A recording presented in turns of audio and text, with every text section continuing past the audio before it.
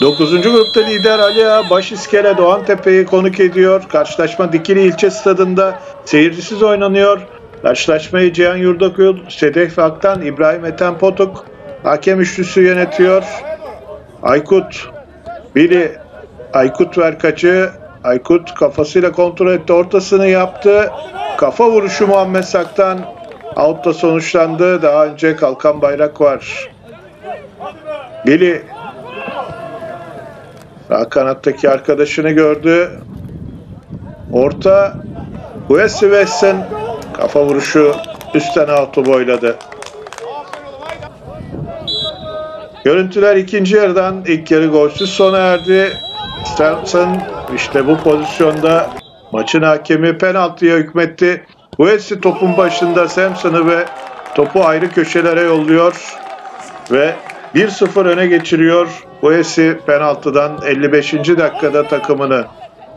Biri 0'a kadar indi, geri çevirdi. Wesley pozisyondan yararlanamadı. Samson'ın kısa düşen atışı sağ kanattan kaçtı, biri ortasını yaptı ve Muhammed Sak yakın mesafeden ağları havalandırdı. Muhammed Sak'ın vuruşuyla 57. dakikada Ali Ağa 2-0 öne geçti.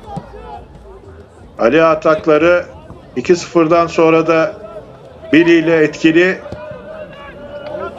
Wesley Wesson top direkten geri geldi. Şanssız an Ali Ağa'nın golcüsü için. Bir hata Yunusan'dan ama kaleci Emir dikkatli bu pozisyonda. Kendi kalesine vurdu Bülent Tok ve 80. dakikada durum 2-1 oldu.